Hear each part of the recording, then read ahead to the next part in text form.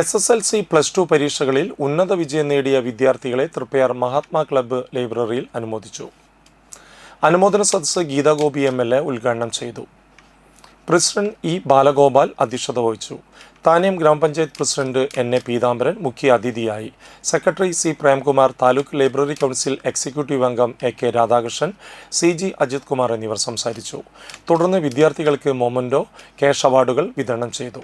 +2 പരീക്ഷയിൽ 1200-ൽ 1200 മാർക്ക് വാങ്ങി വിജയിച്ച KR ആര്യയെ നടുവത്തേരി ആരതി മേനോൻ സ്മരണയ്ക്കായി നൽകിയ മൊമൻറ്റോയും ക്യാഷ് അവാർഡും നൽകി ആദരിച്ചു.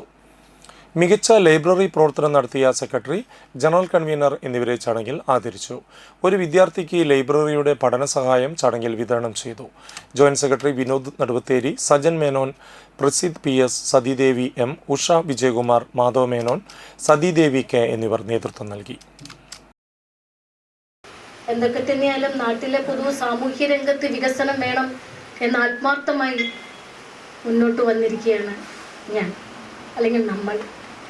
അതുകൊണ്ട് നിങ്ങൾക്ക് ഈ ക്ലബിന് വേണ്ടി നൽകുന്ന ഏതാണ് പ്രപ്പോസ് എന്നത് അത് ഈ വേദിക്ക് അനുസൃതമായി ഞാൻ സ്വാഗതം ചെയ്യുകയാണ്.